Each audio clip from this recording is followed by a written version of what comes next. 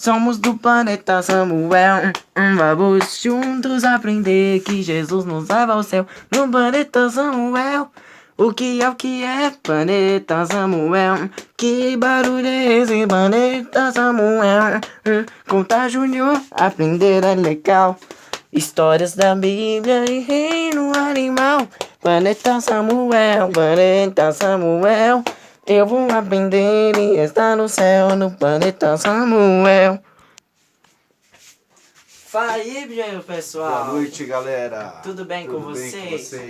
Eu sou Samuel Freitas Torres. E eu, Rinaldo Guimarães Ferreira. O meu convidado especial neste programa. Com muito prazer. O programa que fala sobre a volta de Jesus no céu. Sim. E já estamos no ar, no programa do Planeta Samuel. Hoje nós temos destaques. Você aí de casa, confere aí o que nós vamos ter hoje. Hoje nós vamos ter o quadro do Planeta Diário falando sobre a América do Sul. E no próximo bloco nós vamos ter o Conta Júnior, que vai continuar o tema dos israelitas na época do profeta Samuel. Muito bem. Fique ligado, porque o programa só está apenas começando, pois está no ar Planeta Samuel. Juntos.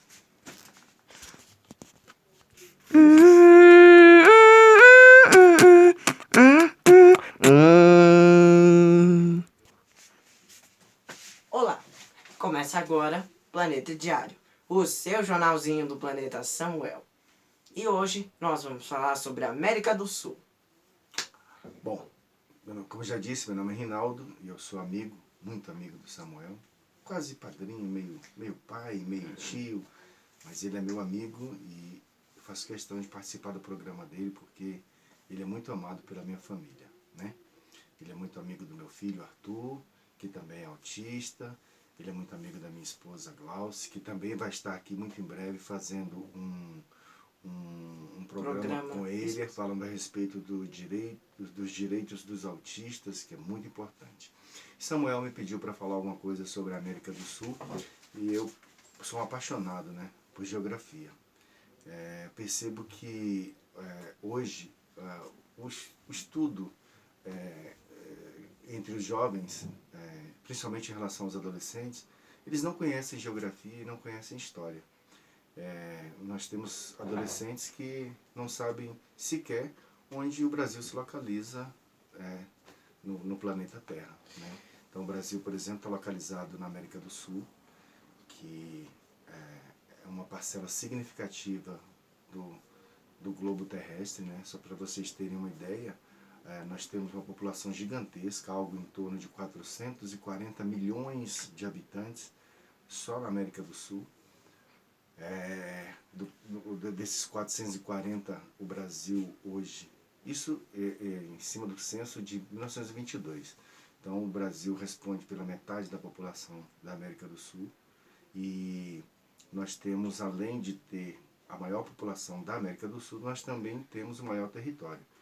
A América do Sul, ela tem algo em torno de 17.000 quilômetros, 17.500 quilômetros, e só o Brasil tem 8.511 quilômetros, ou seja, o Brasil, metade da América do Sul, o território brasileiro ocupa metade da América do Sul.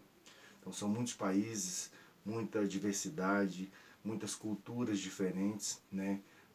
A maioria dos países, como sabemos, foram colonizados por espanhóis, então os espanhóis exerceram e exercem uma influência muito grande em cima da maior quantidade de países, enquanto o Brasil foi colonizado pelos portugueses, então nós temos uma cultura um tanto quanto diferenciada. Mas é isso. Vamos lá, Samuel. Muito bem. Então, explicaremos sobre o país brasileiro. É o primeiro país da América do Sul, não é mesmo? Sim, é o maior de todos. Nós temos uma diversidade gigantesca. Nós temos a maior floresta hoje existente no planeta, né? Nós temos outras grandes florestas, principalmente no continente asiático. A Europa acabou com suas florestas. Os Estados Unidos e o Canadá, por uma questão climática, não tem a possibilidade de ter uma floresta com as características da nossa floresta amazônica.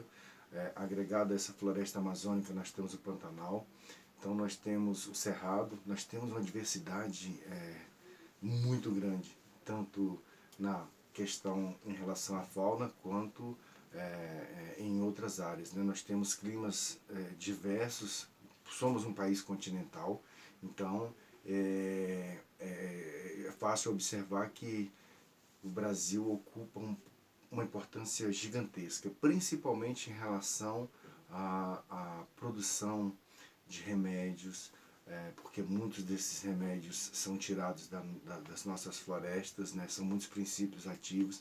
Nós temos uma diversidade de animais muito grandes que também são utilizados como as suas secreções, os seus venenos, entre aspas, são utilizados para tratamentos diversos.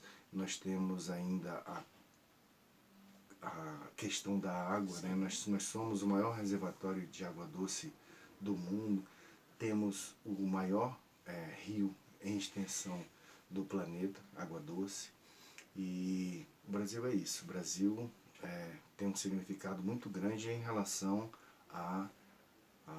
ao mundo, né, como um todo, mas em especial a América Latina, no qual nós estamos inseridos e ocupamos metade do território. Mais alguma pergunta, Samuel? Bem, eu estava querendo saber quantos países tem na América do Sul. Olha, hoje, Pro pessoal continente americano, se não me falha a memória, minha cabeça não está das melhores, mas é algo em torno de 34 países no continente americano inteiro. Quando eu falo continente americano, eu falo da América do Sul, da América Central e da América do Norte, né? Tudo isso abaixo ali do sul, da Flórida, descendo um pouquinho, aí nós vamos ter a América Latina, mas aí envolve uma série de outras características. Mas a princípio é isso: América do Norte, América Central e América do Sul, né? Então, nós hoje algo em torno de 17 países compõem a América do Sul. O Brasil é o maior deles. Depois nós vamos encontrar grandes países, como por exemplo a Argentina. Uma coisa que pouca gente sabe, mas a Argentina é o 8º maior país do mundo em extensão territorial, né? Eita! Outra coisa que é uma curiosidade apenas, você sabe que o Brasil é o 5º maior país do mundo. Tá? Então, isso quando nós fazemos um comparativo, porque o Brasil e os Estados Unidos eles têm quase o mesmo tamanho. O que ocorre é que os Estados Unidos têm destacado alguns estados, como por exemplo o Havaí, como por exemplo o Alasca, que foi comprado inclusive da Rússia, né? E aí, quando em terras descontínuas, os Estados Unidos ocupam o 4º lugar. Mas se fossem apenas em terras contínuas, os Estados Unidos estariam depois do Brasil. Nós seríamos o 4º. Mas como se leva em consideração também as terras descontínuas, nós somos o 5º maior país do mundo e nós somos o 3º maior país do continente americano. Como disse, continente americano, América do Norte, América Central, né, e América do Sul. Tá? Então nós somos o 3º. O maior país do mundo, como todo mundo sabe, é a Rússia. Na verdade, a Rússia ocupa uma parcela significativa da Europa, alguma coisa da Ásia. E aí nós temos o 2º maior país do mundo, é o Canadá, né, que faz divisa com os Estados Unidos, na parte norte dos Estados Unidos. Depois nós temos a China, que é o 3º maior país do mundo. Depois, em 4º, os Estados Unidos. Em 5º, o Brasil. Mais alguma coisa? Curiosidade, em 6º, a Austrália, né?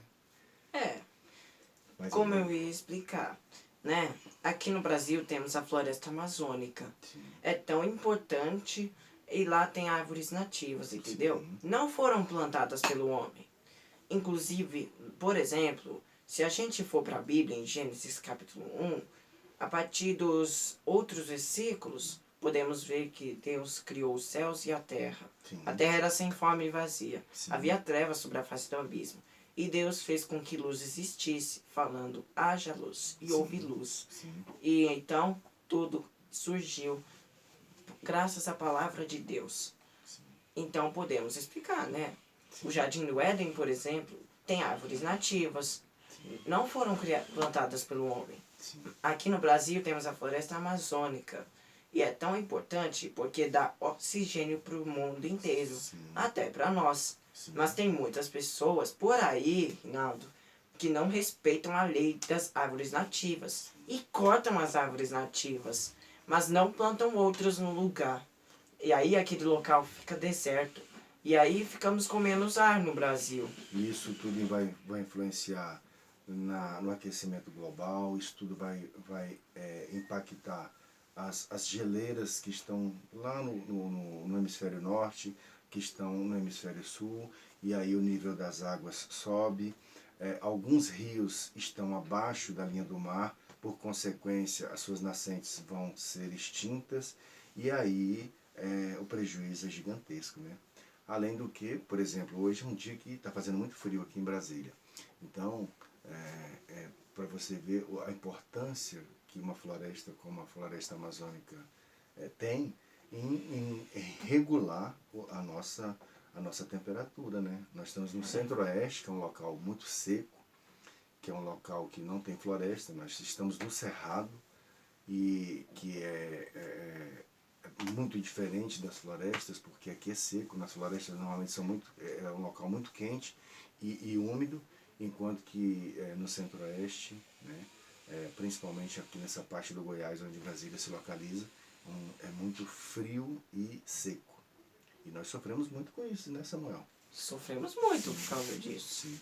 Além do que o Distrito Federal está a 1.200 metros de altura, de altitude, em relação ao nível do mar. Então, o que faz com que o nosso frio seja muito intenso, né? Mais alguma pergunta, amigo? Bom, na verdade já tá bom, né? A nossa produção havia falado que já tá na hora de acabar o planeta diário. Bom, a gente já falou o primeiro país da América do Sul, que é o Brasil em principal. Sim. E outros países do mundo inteiro, né? Sim, chegamos a comentar. Inclusive, num próximo programa, a gente pode comentar a respeito da Venezuela, do Peru, sim, da Colômbia. E nos outros né? programas, São muitos países com, pra explicar. com uma cultura muito Inclusive, rica. 17 países. Sim, nós vamos ter oportunidade de falar sobre todos eles. Né? Sim. Eu fiquei muito feliz em poder fazer parte do seu programa, né? Você é muito querido e vamos aguardar o próximo Planeta Samuel. Exatamente. Fica a dica. Não pode cortar as árvores nativas. Não pode. Todas as vezes eu repito essa palavra para sempre e para sempre, de novo e de novo. E de novo. Então a gente se vê no próximo Planeta Diário, se Deus quiser. Tchau, galera. Tchau, galera. Eu vou aprender e estar no céu, no planeta Samuel. Eu vou aprender e estar no céu, no planeta Samuel. Oi, tudo bem com vocês? A paz do Senhor, gente. Quero ouvir, hein? Comunidade do Planeta Samuel, a paz do Senhor. Paz do Senhor. Amém, amém. Tem muitas pessoas ouvindo esse programa maravilhoso, né? Aleluia. Hoje nós vamos contar a história da Arca da Aliança na terra dos filisteus. Essa história está em 1 Samuel, nos capítulos 5 e 6. Essa história começa assim. Os filisteus capturaram a Arca da Aliança depois da batalha. Levaram a Arca da Aliança para Asdod, uma de suas principais cidades. E então levaram a Arca da Aliança no templo do falso deus pagão. Sabem quem é? É Dagon. Lembra? Aquele deus que estava mencionado em Juízes 16, na história de Sansão e Dalila. Então, os filisteus ofereceram a arca como uma oferta a Dagon. Depois de algum tempo, a estátua de Dagon foi caída no chão, de bruços, como se estivesse prostrado diante da arca de Deus. Os filisteus então estavam surpresos disso, e então colocaram a estátua de volta para o seu lugar. E daqui a algum tempo que passava, a estátua ficava novamente caída no chão, de bruços, mas dessa vez com as cabeças e mãos separadas do corpo. Isso causou uma grande perturbação entre os habitantes de Asdod. Eles não queriam que a Arca da Aliança ficasse mais tempo em sua terra. Então, Deus castigou os habitantes de Asdod, mandando uma praga de tumores e uma praga de ratos. Eita! Isso causou muito temor nos filisteus, e os filisteus diziam: a arca do Deus de Israel não pode ficar aqui, porque esse Deus descarregou sua mão sobre nós e contra o nosso Deus Dagon. Então eles pensaram em uma coisa: o que a gente vai fazer para se livrar da arca da aliança, hein? Bom, os chefes filisteus responderam: levem a arca para a cidade de Gat. Assim o fizeram. E Deus também castigou aquela cidade, mandando pragas de tumores e ratos. E então, isso causou muito medo. E a arca foi levada para Ecrom pelos 2 homens. Mas assim que a arca entrou na cidade, os habitantes de Ecrom responderam: trouxeram a arca do Deus de Israel para dar um fim às nossas vidas. E então aconteceu. Eles também receberam as mesmas pragas, tumores e ratos. Para quem não sabe o que são os tumores, são manchas na pele, entendeu? Igualzinho lepra, que é uma doença de pele, entendeu? Na época de Naamã, a doença na pele não teve cura nenhuma, lembra? Bom, aquele vídeo que estava na temporada dos Juízes. Não perca essa temporada, hein? Acompanhe em casa. Agora, continuando a história. Os filisteus ficaram bravos e então diziam: levem embora essa arca, devolva-o para os israelitas, para que não mate a todos nós. Para isso acontecer, eles enviaram os magos e feiticeiros e sacerdotes filísteos para que então pudesse explicar as coisas sobre o que estava acontecendo. Os filisteus perguntaram-se: o que faremos com a arca? Como nos livraremos dela? Como podemos devolver a arca da aliança para o seu lugar? Os sacerdotes responderam: podemos entender que essa mesma coisa está acontecendo conosco, como aconteceu com os egípcios, que enquanto não deixaram o povo de Israel ir, foram atingidos por 10 pragas. Se vocês pensam em devolver a arca, não a mandem de qualquer jeito, terão que oferecer um sacrifício a Deus pelo pecado. Assim, vocês vão recuperar a saúde. Mas os filisteus responderam: o que nós vamos oferecer como sacrifício pelo pecado a Deus? Então os sacerdotes responderam: aqui está tudo que deviam fazer. Façam 5 figuras em formato de tumor e outras 5 em forma de ratos. Cada um para cada governante de quantas cidades foram atingidas pelas pragas. Depois, a seguir, vocês vão construir uma estrada completamente nova. E depois vão pegar 2 vacas que estejam amamentando seus bezerros e que nunca puxaram uma carroça antes. Vão amarrar as 2 vacas na carroça, mas prenderão os bezerros no estábulo. E então, na carroça, você vai colocar a arca, junto com a caixa que continha as figuras de ouro, para ser oferecidas como sacrifício pelo pecado. Depois, observem as vacas. Se elas ficarem aqui e não for a lugar algum, pois têm os seus bezerros, ainda assim, podemos saber que tudo isso que está acontecendo é apenas coincidência. Mas, se as vacas rugirem e continuarem indo na direção da terra dos israelitas, sem se desviarem, então saberemos que o Deus de Israel é aquele que nos fez essa calamidade tão terrível por termos mantido sua arca. Assim aconteceu. Assim aconteceu com que os filisteus fizeram tudo o que os sacerdotes falaram.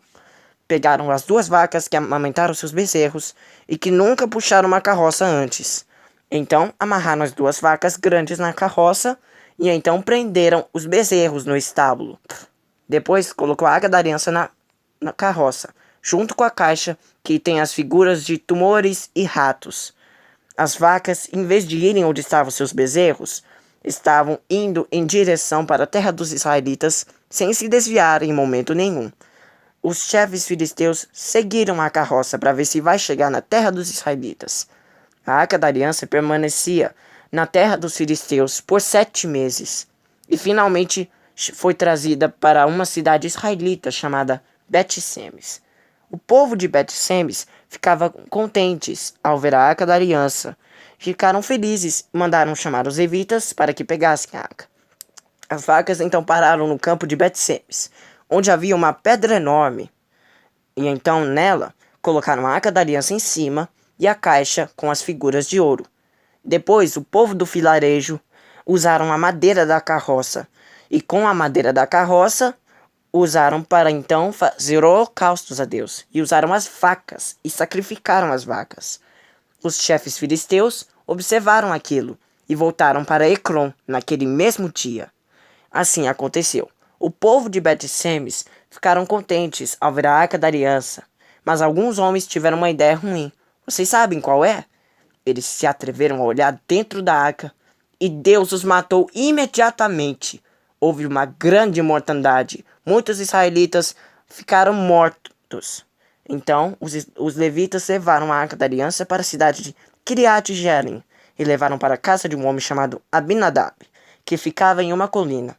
Lá, eles consagraram seu filho, Eleazar, para que cuidasse da arca. A arca permanecia lá por cerca de 20 anos. Esse já foi o fim dessa história. Espero que vocês gostaram aí. Na próxima oportunidade, falaremos sobre a vitória do povo contra os filisteus, a intervenção de Samuel pelo povo. Isso é na outra oportunidade. Por hoje é só e que Deus te abençoe. E a todos vocês que estejam assistindo também, hein? Deus abençoe vocês. Voltamos! E aí, galera, aproveitei para pedir para o Samuel para fazer um comentário. Eu comentei, eu estava com a cabeça meio dispersa. Eu falei que a América do Sul tinha 17 países. Na verdade, são 12 países, tá? 12. Nós temos ainda a Guiana Francesa, então que é um território francês. Então, na verdade, nós temos na América do Sul, nós temos 12, ou seja, 12 países mais um território francês dentro da América do Sul. Então nós somos 13 nações, tá? 13. E nós vamos falar de todas elas depois. 13 e não 17, perdão. Para agradecer a sua companhia, a gente voltou para agradecer a sua companhia e ver que o Planeta Samuel sempre existe com você. O programa de hoje, infelizmente, estava chegando ao fim. E é hora de dizer até logo, mas se você gostou do vídeo, deixe seu radical like, se inscreve no canal e ative o sininho de notificação para receber vídeos novos toda semana. E compartilhe o vídeo com seus amigos também. Muito bom. E lembre-se, nós amamos vocês. Mas mais do que nós, Jesus! Até a próxima oportunidade, Tchau, galera. Fui. Tchau. Fui.